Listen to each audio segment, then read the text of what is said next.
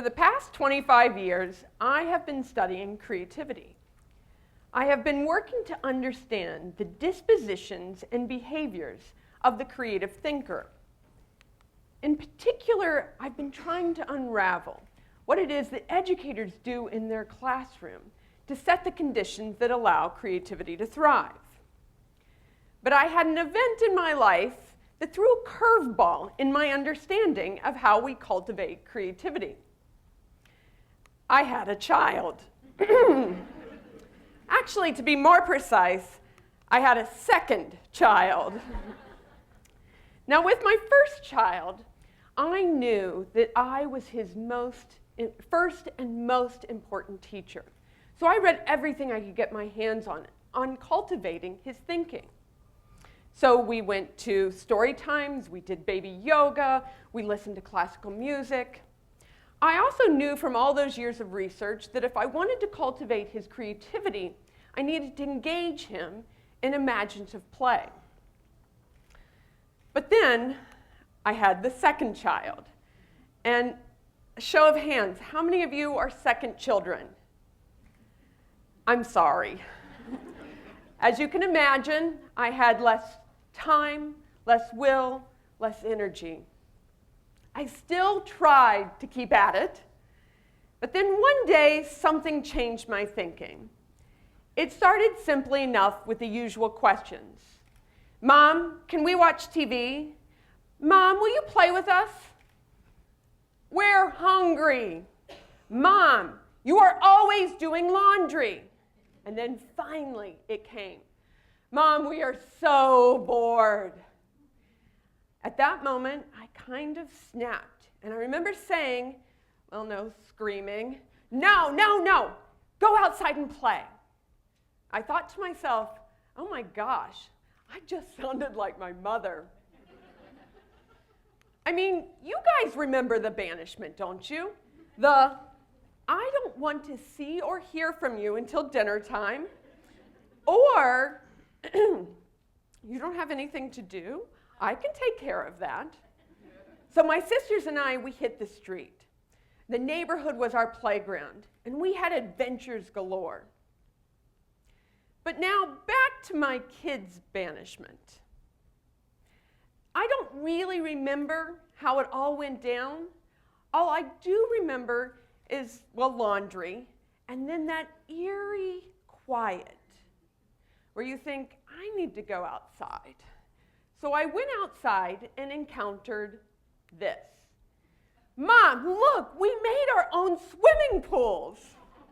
In that one instance, I realized that I was horrified and kind of delighted with their ingenuity. My first reaction was, oh my gosh, you guys, you could have drowned. But then I started to think, where did they get the tubs? How did they get the hose on? And when did they sneak in and get their bathing suits on without my knowledge? And then the educator in me couldn't help but to think, they'd been creative. I mean, really creative. They developed an idea, problem solved how to make it happen, and then collaborated to pull it off. And on top of it, they were so proud of their ideas and independence. It was at this moment I started to realize that boredom was going to work in my favor. From here, I made my new professional and personal research question, could boredom be the ultimate precursor to creativity? Up until this point, I hadn't given boredom much thought, except for to think it was something to be avoided. But boredom is a complex emotion. And boredom is something that can actually happen to you. Think about this. The teacher and students in Ferris Bueller's Day Off, right? Or it can be something that we have control over. The challenge is moving from the boredom state of mind to a more active state of mind. It can be really challenging. And it's precisely why my kids fought it. Now, here's the kicker. It is almost more difficult to endure a bored child than deal with boredom itself. But once my resolve became stronger, I found that my kids were able to redirect their attention. And that is when I decided to document. I wanted to see what took place in this unsupervised space. 3 particular behavior sets emerged: wonder and curiosity, collaboration and negotiating ideas, and experimentation. So wonder is that moment of suspended disbelief. It is when a child is startled by their shadow. In that moment, they can't quite process, but their attention is heightened. They are open to new ideas and new understandings. Wonder is followed by curiosity, that desire to know or learn something. A curious mind is a mind that's seeking questions. Questions like, can I jump over my shadow? Or questions like, what in the world is this and how can I manipulate it? Or questions like, can a cicada and a grasshopper be friends? Which the answer is no, by the way. But what I love is as our curiosity deepens, our questions become more complex. We move from what to why to how does this relate to me? It's the beginning of our civic understandings. So collaboration. Here's what I've learned about collaboration. Collaboration happens when children finally realize that no adults are coming to their boredom rescue. They will inevitably then collaborate, in this case, to make a fort. They will negotiate their roles based on their strengths. So in this case, they will determine who will be the fort ninja, who will be the one who leads up the effort to dig the biggest hole possible, and who will be the most likely to succeed to sneak in the house and get a box of cookies.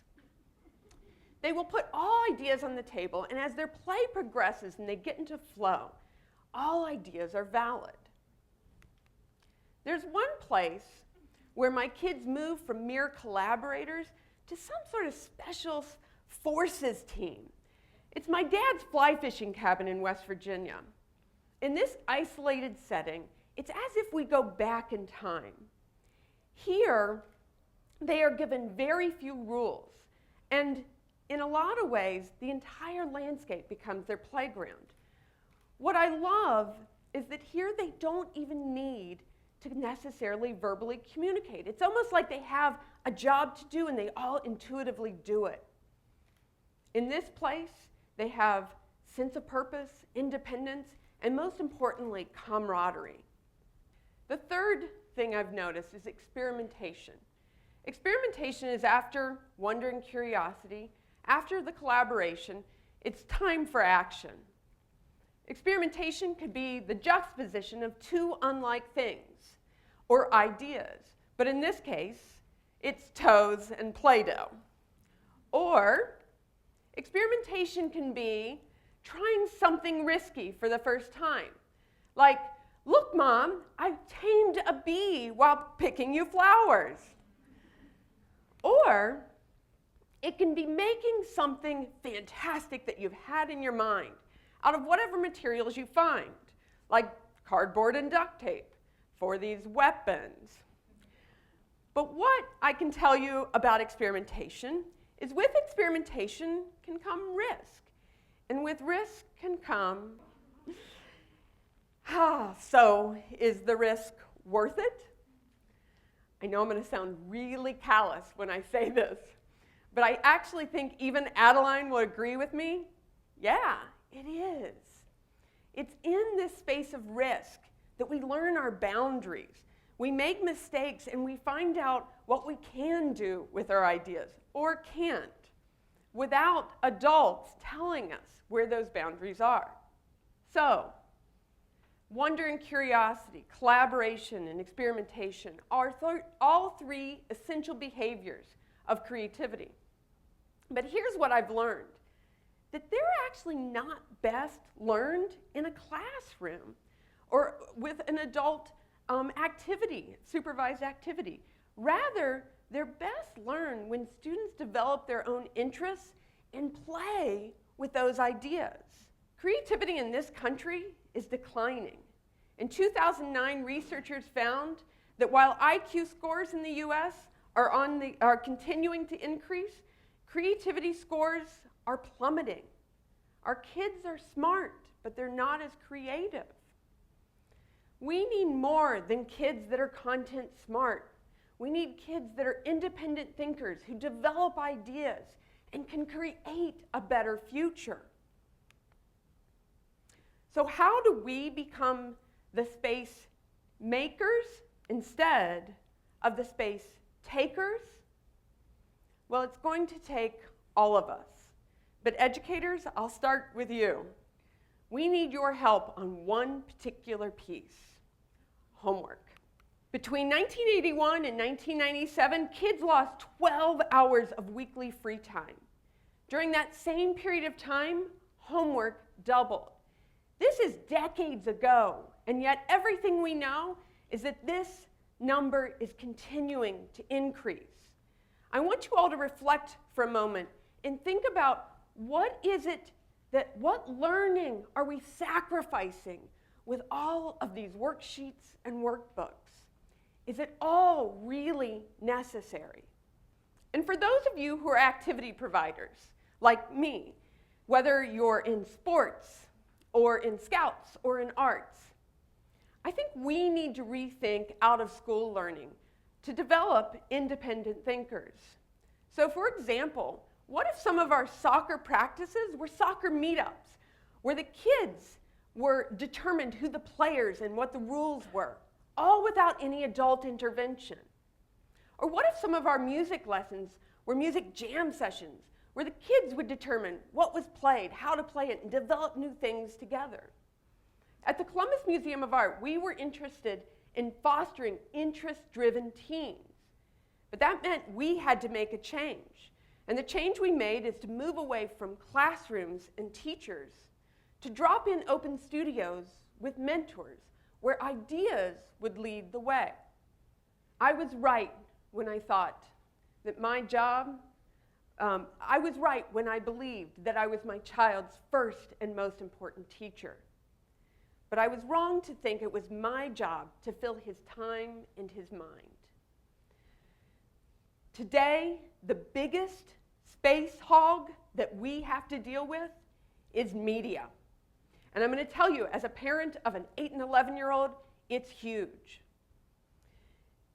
It is proven that on average, kids are spending 53 hours a week in front of screens. We have got to unplug and kick them outside. We need our kids to be more than tethered to these screens.